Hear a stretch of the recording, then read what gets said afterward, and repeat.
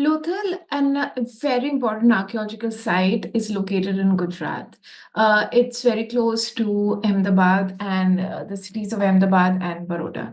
And it is one of those archaeological sites which were discovered very early on following the partition of India and Pakistan. And the story of discovery of Lothal and its significance also lie in the time period it was sort of recognized and recorded and discovered. The years that followed independence were very crucial, not only for our country's, upgradation or and other aspects of economy, politics, otherwise, but also in cultural sector. The years that followed the independence of India really were crucial, and they really paved the way for future generations and future research, such as the present the present research that has been undertaken in various by various scholars. So coming back to Lothal, it was one of those sites which was discovered by SR Rao in the years that followed the independence of India, and it was a time when India was trying to find its ancestry, as the postal code of Mohenjo-daro and Harappa are now changed. They are no longer part of India; they were now part of a newly formed country called Pakistan. Now, with two major excavator sites now being part to a newly formed country, India was left with a void in terms of more ancient proto-historic settlements, which is the reason why the organization, the Archaeological Survey of India, and also various departments which were already established, and then of course many universities started archaeology as part of the curriculum. I also established few departments, but there were many projects that were funded by the government and by various universities. One of those projects was to explore Gujarat and to see and to find the prehistoric and protohistoric remains in the state. While doing so, SR Rao found Lothal, and in his term, Lothal was a true Harappan site. Unlike others, which he has excavated, Rangpur was a site which he has excavated in early 1950s, in 1953. And then when he analyzed the remains that were found during the exploration of Lothal, he said that Lothal is a true Harappan site, which means that it had all the characteristics that makes up a Harappan settlement, that is perhaps has grid. This was before the excavation, so he said that it may have the grid pattern which Harappans are known for, the sanitation, the stratification of society, the typical Harappan pottery, the manifestation in art, and other cultural remains. So, and in 1955, he laid one trench at the site of Lothal, and then subsequently excavated the site.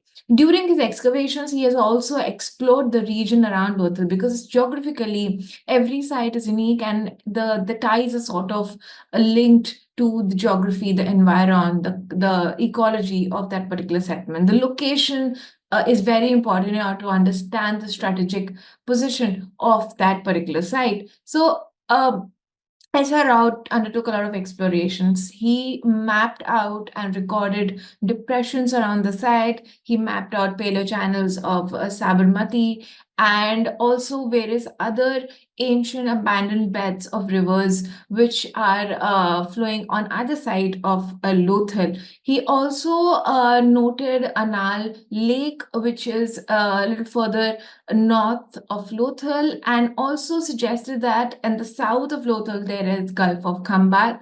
In the north, there is the little run of Kutch, where the site of Dholavira is, and in the center of it is Nal Sarovar, which is connecting perhaps the little run of Kutch, and also to the Gulf of Cambay or Gulf of Khambat in the south. And that would have been probably one of the main source of waterways which would have used by the residents of Lothal, or people who are coming to Lothal, so they could sort of enter Lothal by using the waterways. That is how he proved the existence of a very important structure found at Lothal, that was the dockyard. as post his excavations, Lothal was never re-excavated after Rao's excavation, but a lot of scholars were skeptical about the identification of dockyard.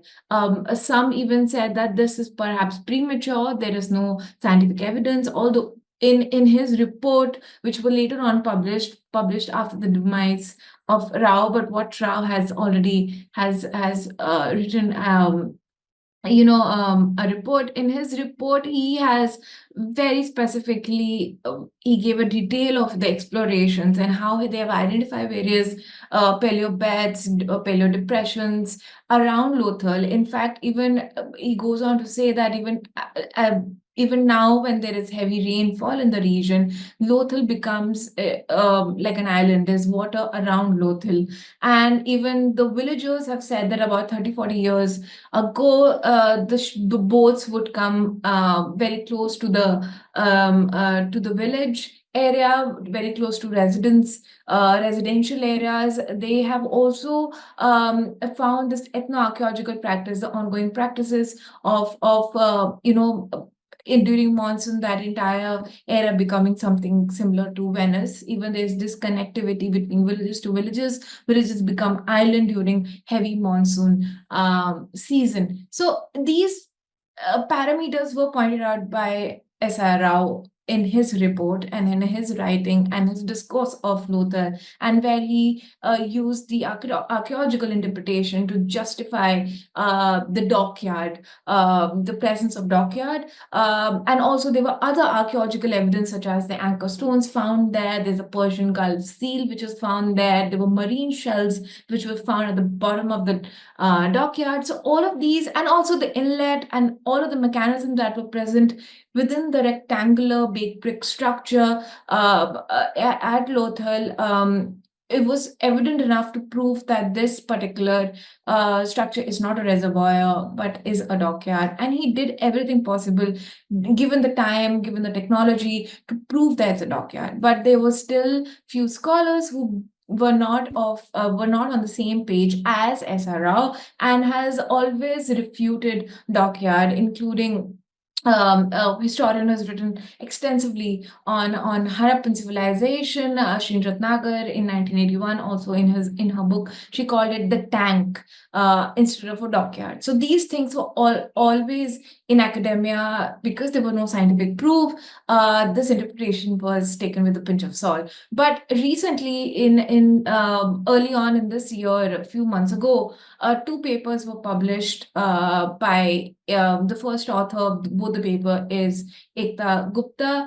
And in both the papers, a very interesting, very conclusive and concrete evidence have come out. In first paper that she has published, she's talking about how the Sabarmati once connected Lothal. The present bed of Sabarmati, which flows on the east of Lothal, is now moved away from its paleo bed. Whereas when the time Lothal was a city, the paleo bed was very close to the archaeological site of Lothal, would flow very near to the archaeological site of Lothal, and perhaps that's how it was. And then from there, it would go on and flow into the Gulf of Khambhat, which is located south of Lothal.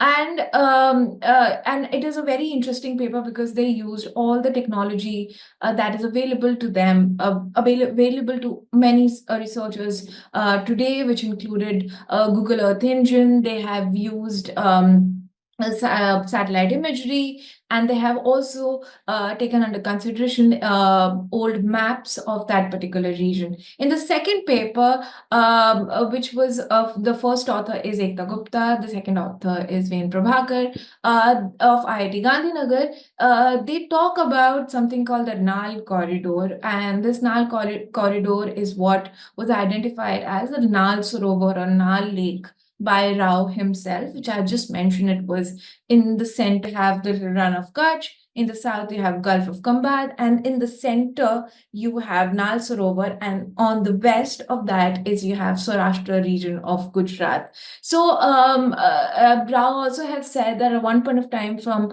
the little run of Kutch, the water would flow through Nal Sarovar and then go all the way to Gulf of Kambad, sort of making Saurashtra. Demarcating Saurashtra with the water body. But because there is that era has dried up and there is only evidence of Nile Sarovars, again, there were no scientific evidence, there were no other concrete evidence. This theory was also taken with a pinch of salt. In the second paper, which was published by authors Ekta Gupta and Dr. V.N. Prabhakar, they talk about the authenticity of the Nile Sarovar corridor theory. They give conclusive evidence. They undertake explorations in the region. They also use satellite imagery and other technology to aid this and give a conclusive proof that once upon a time, this did connect the region. The little run of Kutch would connect Nal Sarovar, and then in turn it would connect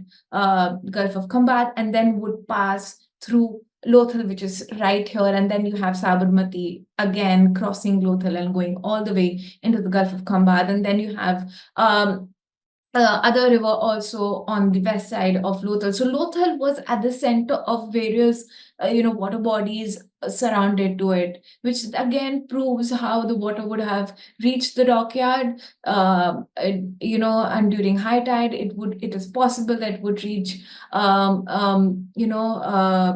the dockyard of Lothal, and how the passage of Nile corridor, the entire area, which was more not the ocean but the river, sort of was connected by various rivers as well, which is also highlighted in the paper. That entire corridor would have been a safe passage from Lothal to Dholavira. Dholavira, which is again in Little Run of Kutch, is an island. In the Little Run is also a port town. So it sort of connects the maritime trade and it brings it back to Lothal and tells us why Lothal is a very important archaeological site. And they also highlight the possibility of more work at Lothal in both the papers.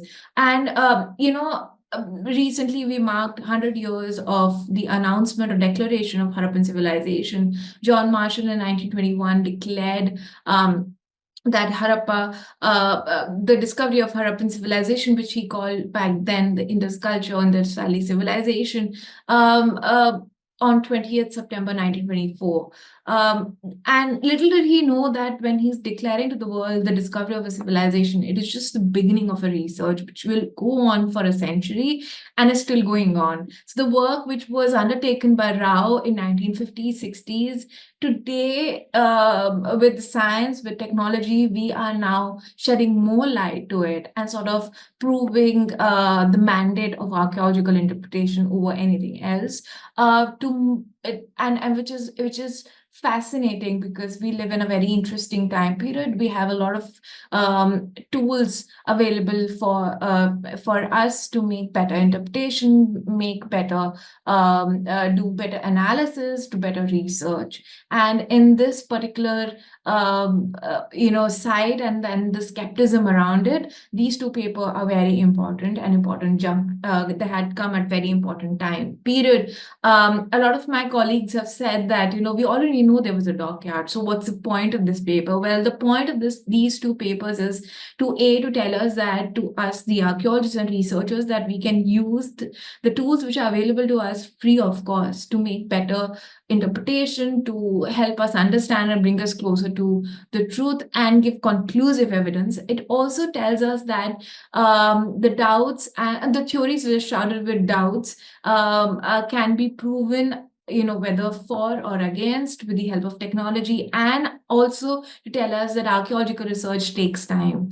We reach conclusion, our job is not to reach conclusion hastily, but our job is to reach conclusion with evidence. And that is what exactly these two recent work are all about. You can read more about this in my essay that I've written The link will be in the description below. And if you like a similar content, do follow Print. And if you like more interesting stories of archaeology, keep following this space. We'll be bringing more work on archaeology and archaeological interpretation from across the subcontinent and India, the recent research and how it sort of brings a past. Bring out a past in a better way, in a better light. So if you are interested, please subscribe to the Print's YouTube channel and follow Print on all various social media platforms. Until next time, thank you so much for watching and stay tuned.